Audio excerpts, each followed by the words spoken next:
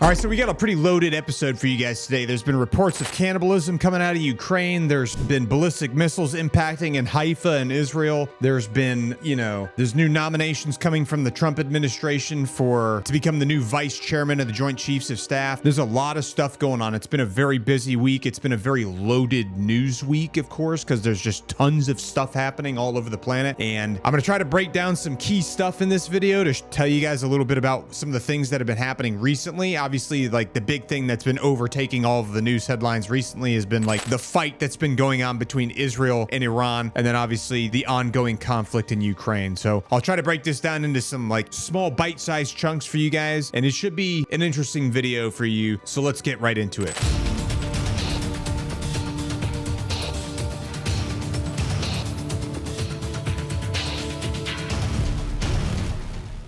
I gotta ask, for all my friends that live out in the United Kingdom, on a scale from 1 to 10, how cooked are these dudes? On June 20th of 2025, there were two activists from the pro-Palestinian group Palestine Action who infiltrated the Royal Air Force Base Breeze Norton, which is the UK's largest Royal Air Force base in Oxfordshire, in a very high-profile security breach. The activists accessed the base under the cover of darkness using electric scooters, and then they approached two Airbus Voyager aircraft, which are used for air-to-air refueling and military transport. And then they sprayed red paint symbolizing Palestinian bloodshed into the turbine engines using repurposed fire extinguishers, and reportedly caused further damage with crowbars. Apparently, the red paint was also sprayed across the runway, and a Palestinian flag was left behind before the activists escaped undetected. Now, Palestine Action claimed the action was a protest against the UK's alleged complicity in Israeli military operations in Gaza. They stated that RAF Breeze Norton facilitates daily flights to RAF Akatori in Cyprus, which they allege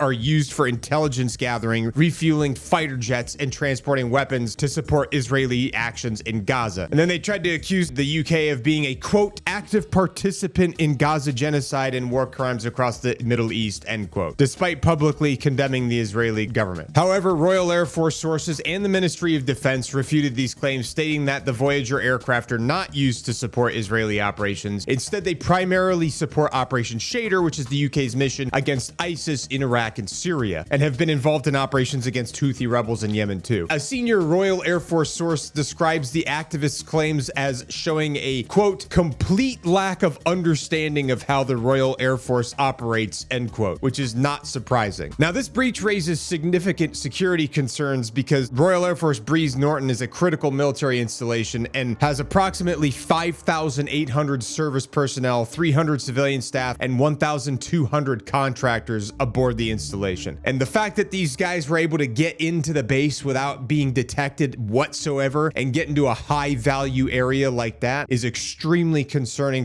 to me, and I'm sure is very extremely concerning to the Ministry of Defense over there. Now, the Prime Minister Keir Starmer condemned the incident as a, quote, disgraceful act of vandalism, end quote, emphasizing the importance of supporting the armed forces. The Ministry of Defense strongly condemned the vandalism and is working with the Thames Valley Police, who launched an investigation to locate and arrest the perpetrators. So far, no arrests have been reported as of the latest updates, and the operational status of the damaged aircraft remains undisclosed, although Royal Air Force engineers are assessing the damage, and a defense source is suggesting the incident is unlikely to disrupt operations. Now, just for a little bit of context about the Royal Air Force Base Breeze Norton, it's a key hub for the Royal Air Mobility Force, which is supporting strategic and tactical air transport and also air-to-air refueling. It houses aircrafts like the Airbus Voyager, the Boeing C-17 Globemaster III, and Airbus A400M Atlas, and is critical for the UK's global military operations, including troop deployments and humanitarian missions. The base's designation under the Serious Organized Crime and Police Act 2005 makes trespassing a criminal offense punishable by up to 51 weeks in prison and a £5,000 fine, highlighting the severity of this breach. So according to numerous reports, there was another ballistic missile strike in Haifa, Israel today, and apparently it caused extensive damage, with additional strikes reported in southern regions of the country as well. According to The Independent, at least one Iranian ballistic missile struck Haifa, wounding 2 people, including a 16-year-old boy in serious condition and a 54-year-old man with shrapnel wounds. There's footage showing partially destroyed buildings and smoke rising over the city. There's also footage that have been released from people that live in Haifa showing the impact of the ballistic missile as well. The Israeli Defense Force also confirmed that Iran launched approximately 20 missiles during this barrage, barrage, some of which were intercepted and some that were not. Okay, so I know we've probably seen a lot of rotary wing aircraft shooting down Shahed 136 drones in Ukraine and also in Israel, but I've never seen a jet, a fixed wing aircraft doing it, although that makes sense that they would be capable of it because, I mean, fixed wing aircraft are much faster than a Shahed drone, which typically is traveling like, 115 miles an hour cruising speed. So apparently this footage right here is of an Israeli Air Force F-16 that shot down a Shahed 136 attack drone over southern Syria with air-to-air missile. So let's check this out.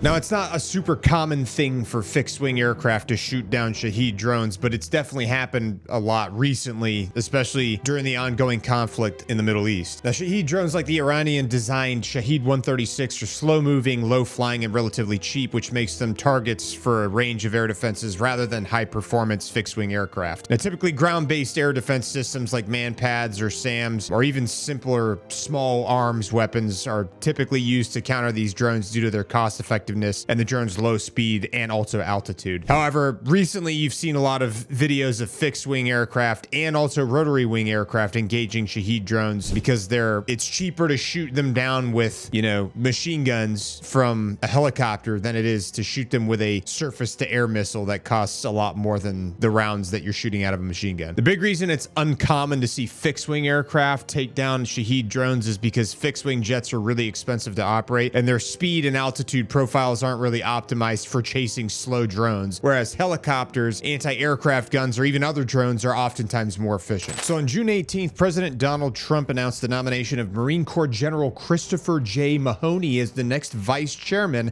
of the Joint Chiefs of Staff, which is a position that serves as the second highest ranking military officer in the United States Armed Forces, so it's a pretty big deal. The nomination was part of a broader set of military leadership appointments made by the president, as reported by various sources, including posts all over X and web articles from all kinds of places like The Hill and Stars and Stripes. Now, currently, General Mahoney serves as the Assistant Commandant of the Marine Corps, which is a position that he's held since November of 2023, and that particular role makes him the second highest ranking officer in the Marine Corps, whereas if he becomes the vice chairman to the Joint Chiefs of Staff, he'll be the second highest military officer in the U.S. Armed Forces. Now, General Mahoney's had a pretty distinguished career as a naval aviator with extensive experience in operational strategic roles. He's also a graduate of the U.S. Naval Academy and served in various leadership positions, including commanding Marine Aircraft Group 12 in Japan and the 3rd Marine Aircraft Wing. His operational experience includes deployments in Iraq, Afghanistan, and the Indo-Pacific region. He's been described as a respected leader within the military, known for his strategic insight and operational expertise, and his selection aligns with Trump's emphasis on appointing experienced and loyal military leaders to key positions. Now, General Mahoney's nomination requires the Senate to confirm him, which is expected to be a focal point given the political dynamics in Congress. But if confirmed, General Mahoney would replace Admiral Christopher W. Grady, who is the current vice chairman, whose term is set to end. Now, alongside General Mahoney, President Trump also nominated Air Force General James J. Mingus to replace Army General Randy A. George as the Army Chief of Staff, indicating a broader effort to install new leadership across the Joint Chiefs. Now, the Senate Armed Services Committee is going to review General Mahoney's nomination, with hearings likely to focus on his vision for the role and his stance on key defense issues, and also his ability to navigate the complex geopolitical landscape that's out there today. All right, so I don't know if this is true or not, but if this turns out to be factual, then this is going to be the most disturbing thing I've heard in a very long time. Apparently, there are reports coming out from Ukrainian intelligence reporting that there is a case of cannibalism among Russian troops. Yes, cannibalism like Resident Evil cannibalism. Apparently, a soldier allegedly offed his comrade and ate his remains over 2 weeks. The victim was later reported as missing. Now, again, this kind of stuff needs to be treated with a little bit of skepticism because there's propaganda going out of both sides, and it's tough to verify this stuff, especially when the only official sources of information I've seen that are putting anything out about this are like local Ukrainian newspapers and Ukrainian publishers. So take this with a grain of salt. I've also seen the Daily Mail put something out about it, but obviously the Daily Mail likes to drop a lot of clickbaity stuff, so it's tough to say. But anyway, listen to this audio that apparently the Ukrainian intelligence intercepted.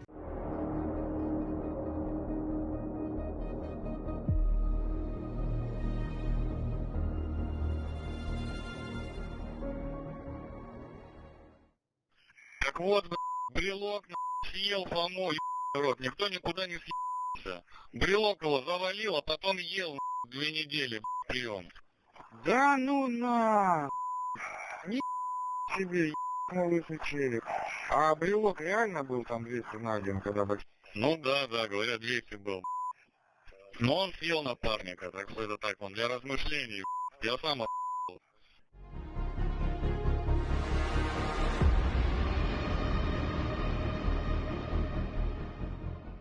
Okay, I didn't understand a word of that, but that's okay. If you understand Russian or Ukrainian, you probably could. So basically on June 20th of 2025, Ukrainian intelligence released an intercepted call that was allegedly showing a Russian soldier, call sign Brelok, admitting to offing and eating their comrade Komu over 2 weeks. The story was widely reported by outlets like the Daily Mail, Kiev Post, citing Ukrainian sources, but there's no independent verification, again, of this. So it's tough to say if this is true or if this is just, you know, some propaganda coming out of Ukraine, which granted, like there's propaganda coming from both sides. They're going to do whatever they can to win the information war, right? Now, I will say it is true that Russians have resorted to cannibalism in the past, specifically during the 1921-1922 famine, Holodomor, and isolated wartime sieges as well. But these were driven by extreme starvation and affected millions of people. And they were also not unique to Russia because there's been tons of famines that were, you know, either created due to the government or other things, especially during like the Bolshevik Revolution and periods like that. So I'm pretty sure whoever broke into the Royal Air Force Base out there is probably cooked when they find out who that is, because they're going to be made an example of, because I can guarantee right now, if you snuck on there, they want to make sure that nobody ever does that again. So they're probably going to catch those folks eventually, because, you know, people always get caught eventually, and they're going to make an example of them. Outside of that, again, just for clarification, I don't know if the cannibalism thing is true. Tough to say. There's been no like visual confirmation or photographs or video evidence, and then the only reports of it are coming out of Ukraine. So, you know, there's not any like independent verification of that necessarily from other like locations on the planet. So can't say if that's true or not. So take that one with a grain of salt. The ongoing conflict in the Middle East is still continuously happening. I would imagine that the United States is probably funneling a lot of armaments down to Israel to help them keep their surface to air missile interceptor systems afloat, because they've probably been burning through a lot of their ammo the past week as they've been trying to intercept as many missiles coming from Iran as they possibly can, which, I mean, you can't intercept them all because like some are going to get through, and they have a massive arsenal of surface to surface missiles there in Iran that they've been targeting Israel with. So we'll have to see how that kind of develops as we move forward, but lots of stuff happening, and I'm sure there's going to continue to be crazy things happening here in the future. I know that the president has said that he's going to probably take about 2 weeks or so to decide whether or not they're going to get the United States involved in the conflict between Iran and Israel. I know that it seems to me that he's taking that decision very seriously because he hasn't jumped the gun, even though there's a lot of people on both sides that are very actively trying to convince him to make one decision or another. I think he's taking it very seriously because he doesn't want to necessarily, at least based on what my perception is, it seems to me that he is trying to avoid getting involved in a direct manner, as, you know, he's weighing the decision very carefully. So we'll see what happens with that. Lots of things coming. So in any case, I hope you enjoyed the video. I appreciate you guys tuning in. Let me know what you thought about this video in the comments below. Let me know if you thought what you think about the segments of this. Do you think that the cannibalism thing is true, or do you think it's not true? What do you think is going to happen to those guys when they catch them, the guys that got onto the Royal Air Force Base? What's your opinion of everything that's going on? Let me know in the comments below. And as always, I'll see you in the next video. Bye for now.